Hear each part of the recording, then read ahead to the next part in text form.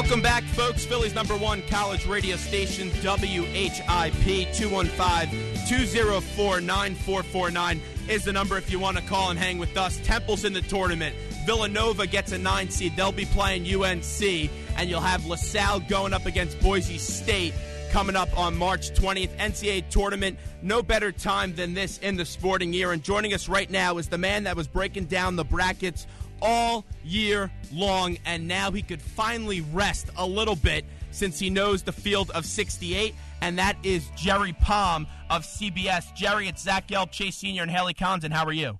I'm fine. How are you? Well, we're doing great, and let's first start off with this. You analyzed the brackets better than almost no one else is better than you. I saw Lenardi got 68 out of the 68 teams, but both of you guys are the top two in the business. Grade the job that the selection committee did. So I know some people are upset that Oregon got a 12 and that Middle Tennessee's in the tournament, but how would you grade the job the selection committee did? Well, the decision was a bit strange in cases, and you point out Oregon especially, but the Pac-12 teams just in general. I mean, it was. I don't know how you could look at UCLA and Oregon and put them 6 lines apart in a bracket, maybe 6 individual spots apart on a 1 to 68 list, but not 6 lines apart. That's just baffling. I don't know where that came from. And Middle Tennessee selection is, when they went to 68 teams, they've taken now one team each year that doesn't fit the normal criteria, and that's Middle Tennessee is that team this year, and I don't know why they've chosen to do that because they don't really explain it that way. But Middle Tennessee is a team that got through an entire season. They picked up 28 wins, and only one of those was of any significant quality, and that's not even close to what it usually takes to get into the field. And if that's, I mean, how do you play and schedule when a team like that gets in the field? I mean, if you're somebody else trying to get in the field, what do you do? I don't know how to tell some team that got left out what they could have done better when Middle Tennessee is in. Looking at the Big Five, you see LaSalle gets in the tournament, Villanova's in the tournament, and Temple as well. Do you think the tournament committee did a good job ranking those 3 teams? Temple and Nova's a 9 and LaSalle is a 13? Yeah, I mean, I think LaSalle was going to be probably in the funniest games they got in, and that worked out for them. They're going to get a great opponent in Boise State, so they're going to have their work cut out for them. Temple was a 9, if I'm not mistaken. Villanova's a 10 that was moved up to a 9. So the Villanova-North Carolina game, that should be a great game, very interesting game. It'll be interesting to see, if Villanova can continue to play up, because they have played up to the level of their competition at times. They're going to need to do that again. North Carolina is pretty hot going into the tournament, so that should be a fun game. And I think all 3 Philadelphia schools were placed about right. Jerry, Chase Sr. here. Temple goes up against NC State on Friday in Dayton. Some people are saying it's a tough draw for Temple. Some people are saying Temple can beat a team like NC State. When you look at that matchup, who do you think has the edge right now? Well, I guess I would lean toward NC State, but I certainly think Temple is capable of winning that game. And I mean, look, NC State's an 8 for a reason. They never really had played to the level of their talent this year.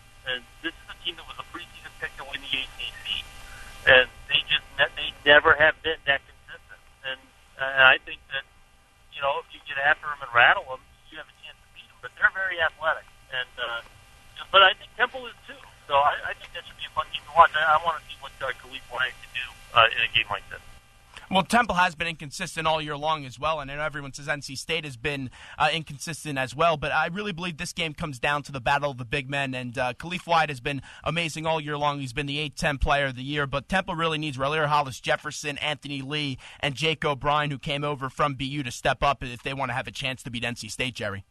Yeah, I agree. I mean, they're going to have to deal with the athletic front line of North Carolina State. Keep those guys off the glass. Don't give them a lot of second chance points, because if you do, then you just put yourself in a hole.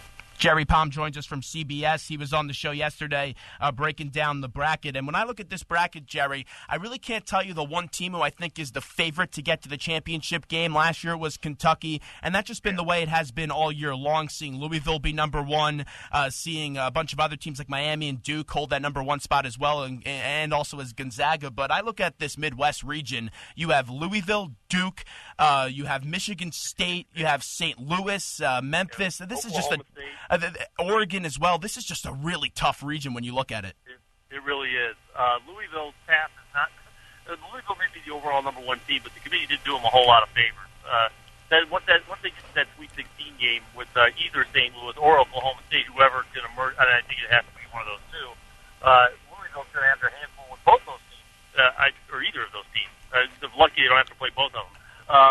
And then if they get by them, they get either Duke, who could have been a one seed themselves, or Michigan State, both of which have got great tournament pedigree, and they've got experienced players. They've got all kinds of weapons on the floor. I mean, Louisville was not handed the golden ticket to the Final Four, that's for sure. Jerry, every year there's a wonderful story of a team that kind of comes out of nowhere to shock people and make a great story in March. When you look at the 68-team field, what are some teams that you see possibly making a deep run into the tournament that a lot of people don't expect? Deep run? Deep run as in shocking people making it to the Sweet 16 or Elite 8. Yeah, okay, well, how about maybe somebody you guys would be a little familiar with, Bucknell? Mm-hmm.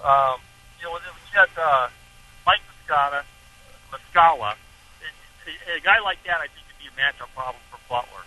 And if they can get, I don't know if they can get to the Sweet 16 because I don't know if I like the matchup with Marquette as well.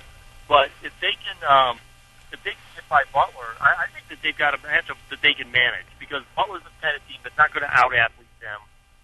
They've got some guys like Cameron Woods who are going to be a little harder to manage, but there isn't any reason why Bucknell can't be in this game all the way. If they play well, play their game, they've got a shot at beating Butler, and I wouldn't be at all surprised if they did. They got a nice seed as an 11 and a nice draw in Butler, and then if you want to get by Butler, see what happens. I also think one of the best stories in the tournament this year and one to look out for is St. Louis. They lose Rick Majerus, their head coach, and everyone knows the wonders that Rick Majerus has done in the tournament. And then they bring in Cruz, and they got off to a rocky start this year. But now this St. Louis team's hot at the right time. It's just an incredible story, Jerry. It is, and they go out and they win the A-10, which, some people thought they could anyway. But they, like you said, they struggled early, and then they came back and they won the league. And then that's a team that plays just outstanding. And because of that, they're going to be in every game they play. You're not going to see St. Louis get beat by 20 because their style doesn't allow that sort of thing to happen. And you really have to work hard for everything you get against St. Louis. You have to be patient. And it really tests you, I think, as a team. It'll be interesting to see if Oklahoma State gets there, if Oklahoma State can be patient enough to grind it out with St. Louis. WHIP, Philly's #1 college radio station. Zach Gelb, Chase Sr., and Haley Condon talking to Jerry Palm, the bracketologist from CBS. Jerry, a few more questions right before we let you run. Let's look at some of the games that are coming to Philadelphia. Duke is one of those teams. They'll play on the 22nd at 12:15. And this Duke team, the big question is, what are you going to get out of Ryan Kelly? Plumlee, right. When he's on his top of his game, he's tough to stop. You have Curry as well. Give me a little take on this Duke team. Well, I think they have to be on the short list of favorites to win the whole thing. I mean, they got a really difficult draw because they're going to have to maybe beat Michigan State and Louisville just to get to the Final Four. But, with Ryan Kelly back, they lost their first game of the entire season at full strength to Maryland in the conference tournament. So, Ryan Kelly made a big difference for them. But this is a game when Plumlee, to me, Plumlee's a guy who doesn't like to play the post and needs to play the post. Go into the block and just sit in there and let the game come to him. But I think he likes to move around a lot more. When he gets into the block and lets that game come to him, then that's, I think, when he's actually at his best, and that's when Duke is at their best, because it opens things up for the shooters, especially Curry. And when they're playing at a high level, and they're not losing to 15 this year. I mean, I feel bad for Albany because Duke lost to a 15 last year. Albany couldn't get run out of the gym, but Duke is a team that I think has to be considered one of the short list candidates to win the national championship. Sticking in that Philadelphia region, Georgetown also comes to the city of brotherly love. They're going up against 15-seeded FGCU. Georgetown started the season not really getting a lot of recognition nationally. Then they end the season winning 13 of their last 15 games. And the Hoyas are always a program to make national headlines. But do you see this Georgetown team possibly making a deep run into the NCAA tournament? Absolutely. They've had a terrific year, and they've got a National Player of the Year candidate, Donald Porter, surrounded by other great players. They run a very patient offense. So, that's another team that's going to make you be patient. They're going to slow you down. They're going to make you play their style.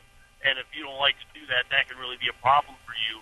I think their first game, though, was kind of interesting, Florida Gulf Coast. I mean, they don't have the athletes to hang with Georgetown, but if Georgetown has a bad day, Gulf Coast beat Miami earlier this year. Mm-hmm. So they're not going to be in awe of the Hoyas. But I like Georgetown a lot, and I think that that is another team. I don't know if I'd put them on the short list of teams to win a possible national champions, but I think that they're on the next list of teams that could win this thing. Well, you mentioned Miami, and we all know what Jim Larinaga did a few years ago with George Mason, but no one on that roster has been to the NCAA tournament. Can that lack of experience hurt them in this tournament? Because I look at Miami, I see their roster, and they have all the chances of possibly getting to that championship game and winning it all. Yeah, they can. It's a senior-laden team that you like to have. It's a veteran group, but like you say, there's no NCAA tournament experience. But I think after the first game, now you've got some. Now you know what that's like. And as a 2-seed, they get an opponent that they should be able to handle.